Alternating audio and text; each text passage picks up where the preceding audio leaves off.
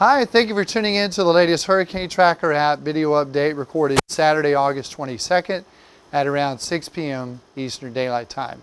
Well, we wanted to give you a quick video update on Hurricane Danny and look at the tropics over the next week.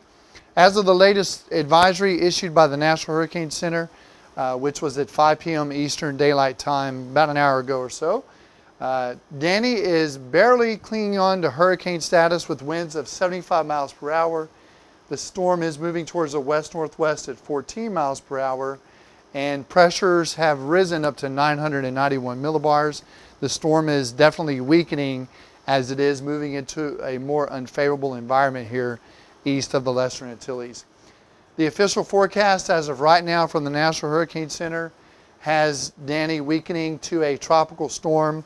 Probably by tonight. This is likely to be the last advisory of Danny as a hurricane. So it's going to be a weakening tropical storm on approach here to the Lesser Antilles Sunday night and into Monday. There's even a chance that Danny may not even be a tropical storm by the end of the weekend. I'd say about a 30-40% chance Danny could weaken to a tropical depression or even an open wave / remnant low. But definitely if we could get some rainfall into these areas from Danny, that would be very, very welcoming, especially from Puerto Rico, where we have a lot of users asking us if they're going to get some rain out of Danny. And I think there's a decent chance we'll get some moisture in there. As to the intensity and how much, that's definitely still unknown. And of course, you'll notice we have tropical storm watches here in effect for portions of the northeastern Caribbean Sea. Now, as we get into the long term, the latest forecast from the National Hurricane Center does have Danny maintaining tropical storm status as it skirts just north of the Virgin Islands, Puerto Rico, and the Dominican Republic early next week, and still even a 40-mile-per-hour tropical storm Wednesday afternoon here in the southeastern Bahamas, and then eventually weakening to a depression. Keep in mind, this is a forecast at this point in time. These forecasts are issued every 6 hours, and this will likely change. We think there's a low chance, 20% chance, that the forecast of Danny being a tropical storm Wednesday afternoon in the southeast Bahamas, that's pretty low at this point based on what we're seeing, especially in the real-time trends. But nevertheless, it is a low possibility at this point. Here's the latest visible satellite loop over Hurricane Danny as the sun is setting. What's most important is you can see the center of the storm is becoming exposed as it's really moving into an unfavorable environment. A couple of things affecting the storm this afternoon. We have a ton of dry air located to the west and the north of Danny. That circulation is pulling that dry air in, especially on the west side, so that's helping to dry out the convection and hindering future thunderstorm development. And we also have strong upper level winds, about 30 to 40 knots in the upper levels of the atmosphere, blowing the storms and the clouds off to the northeast away from the center. Definitely over the last couple of years, if you followed here at the Hurricane Tracker app, this is something that has been happening quite a bit as the Atlantic Basin has been unfavorable for the last 2 to 3 years. But overall, this is good news for northeastern portions of the Caribbean Sea. If you remember when Danny formed a few days ago, the initial forecast was for a 100-mile-per-hour hurricane approaching the Lesser Antilles. So this is a much better forecast for the islands. As you saw in the visible satellite imagery, the center of circulation is located in this area away from what thunderstorms remain. Over the last couple of hours, it has not refired any new thunderstorms. Again, everything is being blown off to the northeast. We think what's going to be key for Danny over the next couple of days as it moves through this high area of wind shear. It is a narrow band, but again, it's running 30 to 40 knots, which is enough to hinder really a small storm. When a storm is this small, it's really fragile. It really can't create its own environment.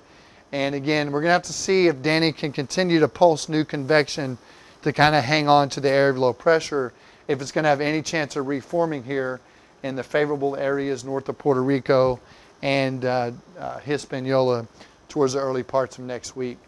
Latest computer model guidance does show the center of Danny skirting north of the islands, and about 4 or 5 days from now, whatever's left of Danny should be located here over the southeastern Bahamas.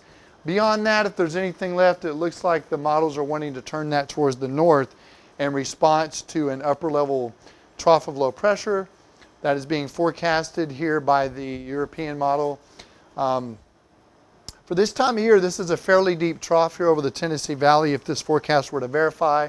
And again, that would help to steer Danny away from Florida if it were a tropical storm or hurricane as we move into the middle portions of next week. So here's a 850 millibar vorticity forecast issued this afternoon from the European model. Here's what's left of Danny just north of Haiti on Wednesday morning, moving off towards the west-northwest. And again, if you follow the wind barbs, they eventually turn towards the northwest and then off to the north. So again, this is something here in the long term we're going to be watching very closely. Obviously, the remnants are tracking here through the Bahamas and it could get pretty close to South Florida. There is one computer model, the GFDL, that does strengthen Danny back into a hurricane. That model has performed fairly well with the storm so far, but most of the computer models at this time are not forecasting Danny to be a tropical storm or hurricane at this point. So again, we're going to keep a close eye on this as these things can always change. Looking out into next week, we have been tracking Invest 97L here near Bermuda. This no longer really a threat to develop. Chances are pretty low. We do have another tropical wave located here just off the coast of Africa that's likely to become Invest 98L before the weekend is over. Then we have another potent wave set to come off the coast of Africa over the next day or two. For this wave that's already off the coast of Africa near the Cape Verde Islands, anywhere in this region it could develop, and the National Hurricane Center is giving it a 60% chance over the next 5 days, which is in the medium category. Here's a look at Danny. Again, relatively small storm, making it very susceptible to the hostile environment out here. Here is likely soon to be Invest 98L. It has lost a lot of its thunderstorms over the course of the day today.